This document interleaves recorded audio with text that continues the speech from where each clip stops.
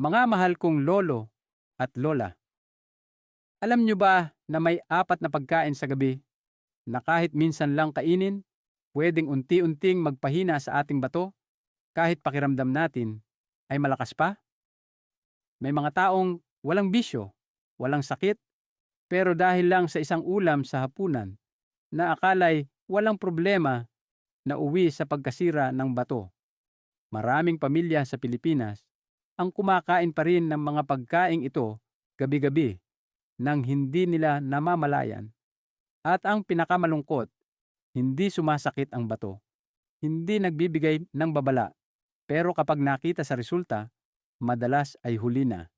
Ito ang kwento ng isang 51 anyos na lalaki na nakita ni Dr. Antonio Reyes. Araw-araw siyang naglalakad, maingat kumain, walang alak, walang sigarilyo, at maayos ang pamumuhay. Pero sa loob lamang ng 3 buwan, bigla siyang naospital dahil sa matinding panghihina ng bato, hindi makatulog dahil sa paulit-ulit na pag-ihi sa gabi.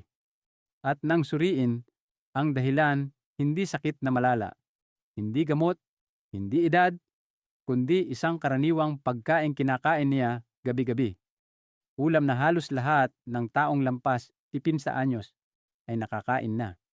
Kaya ngayong hapong ito, hahayaan nyo si Dr. Antonio Reyes na ipaliwanag ang maling pagkain sa gabi na pinapagawa natin ang bato ng night shift at kapag tumagal, mauuwi sa pamamaga, pagtaas ng ihi sa gabi at unti-unting pagkasira ng bato. Kung mahal nyo ang inyong kalusugan at pamilya, panoorin hanggang dulo. May isang pagkaing so one na siguradong ikagugulat ng marami. Dito po, araw-araw tayong nagbabahagi ng mga payo para sa diabetes, alta presyon, sakit sa bato, puso, at mga simpleng lunas na pwedeng gawin sa bahay. Lahat po ng ito ay para tulungan tayong mabuhay ng mas mahaba, mas malakas, at mas payapa. Kung gusto nyong lagi pong may kasama sa pag-aalaga ng inyong kalusugan, pindutin po muna ang subscribe at ang kampana para hindi ninyo ma-miss ang kahit isang video. Ngayong araw, malinaw po ang magiging daloy ng ating usapan, paro na pagkain sa gabi na dapat iwasan kung ayaw nating mapagod ang bato. At satro na pagkain na dapat kainin para tumulong magpahinga at magpagaling ang bato tuwing gabi.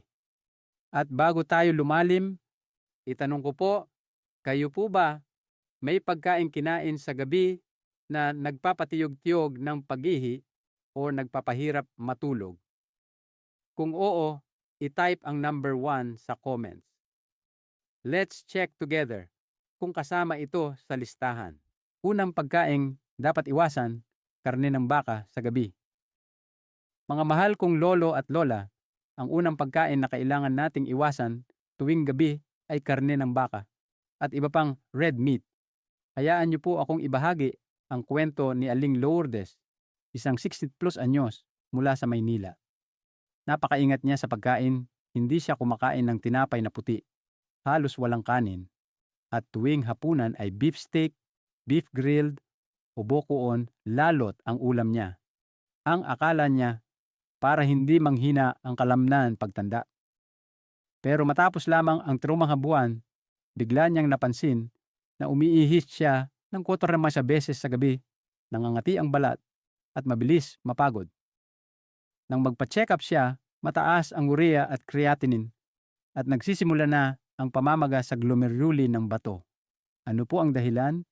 Ang red meat ay napakayaman sa animal protein. Kapag kinain sa gabi, nagiging urea at creatinine at ang bato lang ang naglilinis nito. Pero gabi rin ang oras na dapat nagpapahinga ang bato. Kaya kung lagi tayong kumakain ng karne ng baka sa hapunan, para na rin nating pinag-o-overtime ang bato. Parang pinagtatrabaho ng night shift araw-araw.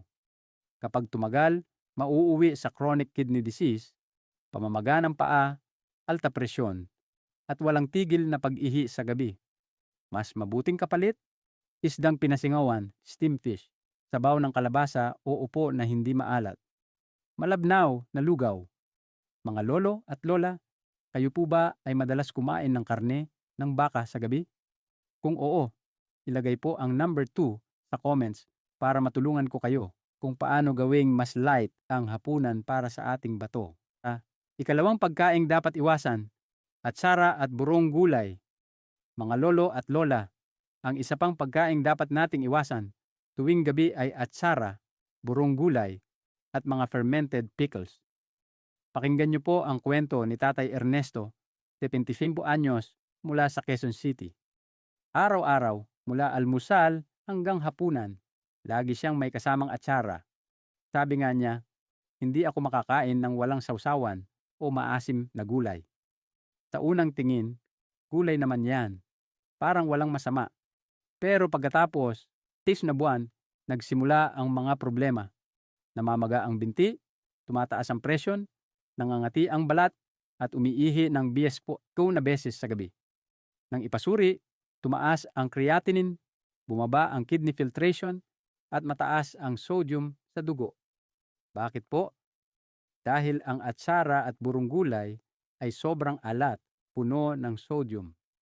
Kapag kinain sa gabi, pinipilit nitong magtrabaho ng husto ang bato para balansehin ang tubig at asin sa katawan. Hindi lang yon, ang mga fermented na gulay ay may nitrate na nagiging nitrite na maaaring makasira sa lining ng tiyan at tisyu ng bato. Kaya kung gusto nyong kumain, gawin sa umaga o tanghali at kaunti lang. Huwag na huwag tuwing gabi. Mga lolo at lola, kumakain po ba kayo ng atsara sa hapunan? Kung oo, pakilagay ang number 3 sa comments para matulungan ko kayong i-adjust ang pagkain. Ikatlong pagkaing dapat iwasan, instant noodles at puting tinapay. Mga mahal kong lolo at lola, ang ikatlong pagkain na dapat iwasan tuwing gabi ay instant noodles at puting tinapay. May kwento po ako tungkol kay Tita Auring, ay 64 anyos, nakatira sa Mandaluyong. Simula nang mag-isa na lang siya sa bahay, nasanay siyang mag-instant noodles tuwing na gabi o kaya'y kumain ng puting tinapay para mabilis at madali. 3 buwan lang ang lumipas. Nagsimula siyang mapagod ng madali, hindi makatulog, namamaga ang mukha, at umiihi ng maraming beses sa gabi.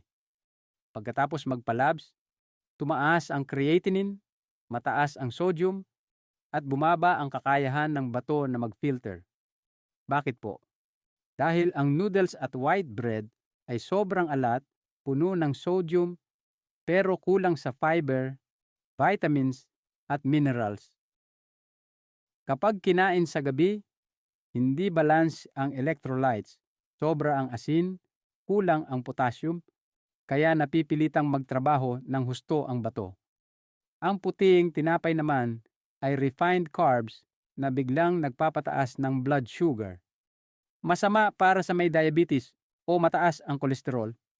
Kung kailangan talagang kumain ng noodles, gawin sa tanghali, bawasan ang seasoning, at dagdagan ng gulay. Mga lolo at lola, kayo po ba ay minsan kumakain ng noodles o tinapay tuwing gabi? Kung oo, pakilagay ang number 4 sa comments para matulungan ko kayong i-adjust ang hapunan nyo. Ika-4 na pagkaing dapat iwasan, matapang na tsaa at kape sa gabi. Mga mahal kong lolo at lola, ang ika-4 na bagay na dapat nating iwasan tuwing gabi ay malakas na tsaa at kape. Hayaan niyo pong ibahagi ko ang kwento ni Lolo Ben, 78 anyos, mula sa Pasig. Araw-araw, pagkatapos ng hapunan, may isang routine siya. Isang basong tsaa na sobrang tapang. Ang akala niya, pampadigest at pampalinaw ng katawan bago matulog. Pero sa loob ng 1 buwan, nagsimula siyang hindi makatulog, mabilis mapagod, at ang pinakamahirap, umiihi siya ng 8 to 9 beses tuwing gabi. Nang suriin, wala namang infection o prostate problem. Hanggang sa natanong ni Dr. Antonio Reyes, "Lolo, ano po ang iniinom nyo bago matulog?" Doon lang niya inamin, matapang na tsaa gabi-gabi. Mga lolo at lola, ang tsaa at kape ay may caffeine. isang malakas na diuretic.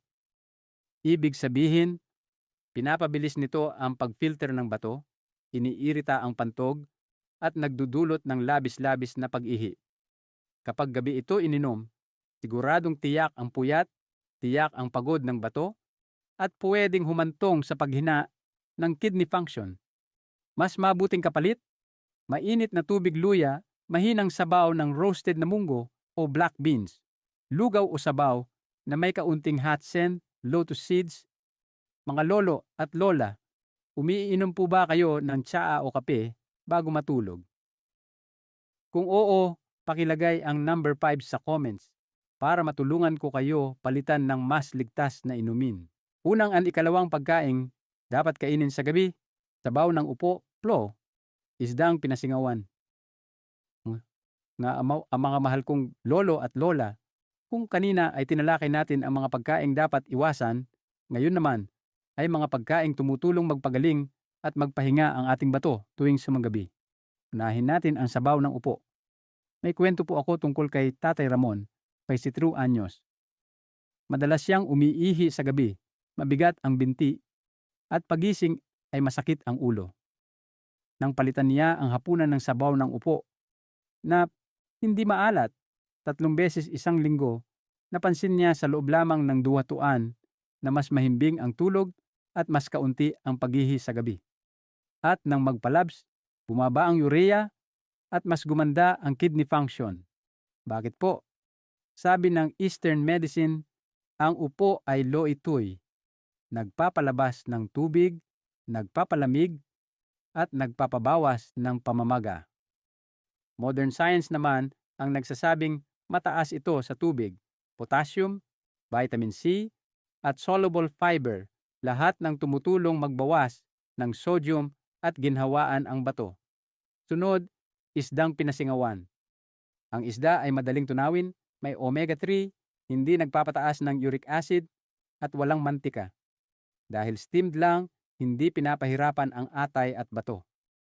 Mga lolo at lola, nakakain na po ba kayo ng sabaw ng upo o steamed fish sa gabi?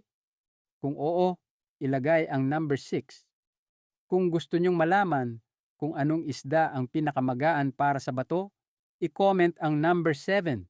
Ikatlong and ikaapat na pagkaing dapat kainin. Lugaw na may itim na linga plus butil ng lotus. Mga mahal kong lolo at lola, ang ikatlo at ikaapat na pagkaing makakatulong magpagaling ng bato sa gabi ay lugaw na may itim na linga at butil ng lotus. Naaalala ko pa ang kwento ng Lola Mercedes noong bata pa ako. Kapag siya o sinuman sa bahay ay hindi makadumi, hindi makatulog, o nanlalamig ang katawan, tahimik siyang magpapainit ng kawali, iigisa ang itim na linga, dudurugin, at ihahalo sa malabnaw na lugaw. Simple lang tingnan, pero pagkatapos kumain, gumiginhawa ang tiyan, humihimbing ang tulog, at magaan ang pakiramdam kinabukasan. Bakit po? Ang itim na linga ay kilala sa Oriental Medicine bilang pampalakas ng yin ng bato, pampalusog ng dugo, at may malakas na antioxidants na nagpoprotekta sa bato. Samantala, ang butil ng lotus naman ay may natural calming compound na tumutulong mag-relax ang nerbiyos, bawasan ang paghihi sa gabi, at protektahan ang mga selula ng bato. Paano kainin? Gawin ang lugaw na malabnaw, huwag masyadong malapot. Isang kutsara ng dinurog na linga lang bawat mangkok. Huwag masyadong matamis, kaunti, o walang asukal. Ang hatsen ay pwedeng pakuluan ng 20 to 30 minuto hanggang lumambot. Mga lolo at lola, nasubukan nyo na po ba ang lugaw na may linga o lotus? Kung oo, ilagay ang number 8. Kung gusto nyo ng tamang recipe, i-comment ang number 9. Mga mahal kong lolo at lola, tapusin po natin ang gabing ito sa isang malinaw at madaling tandaan na buod. 4 na pagkain na dapat iwasan tuwing gabi. Karne ng baka at iba pang red meat, at sara at mga burong gulay, instant noodles at puting tinapay. Matapang na tsaa at kape. Ito po ang mga pagkain na nagpapapagod sa bato, nagpapataas ng presyon, at nagdudulot ng paulit-ulit na paghihi sa gabi. At ito naman, ang 4 na pagkain na tumutulong magpagaling sa bato. Sabaw ng upo, isdang pinasingawan, lugaw na may itim na linga, butil ng lotus. Tandaan niyo po, mga lolo at lola, hindi nakakatakot ang pagtanda. Ang nakakatakot ay ang kumain ng mali sa tamang oras. Kapag tama ang pagkain sa gabi, kusa pong lalakas ang bato, gaganda ang tulog, at gagaan ang pakiramdam araw-araw. Ngayong tapos na ang oatmon ng hapunan, gusto ko pong marinig mula sa inyo. Ano po ang karaniwang ulam nyo sa gabi? Ilagay po ang number 10 sa comments at ikwento ang inyong karanasan. At sa susunod na video, tatalakayin natin ang 7 senyales na humihina ang bato kahit pakiramdam mo ay normal ka pa. Napakahalaga nito, kaya panoorin niyo po hanggang dulo ng series na ito. Sama-sama po tayong mag-alaga ng bato, tulog at buhay.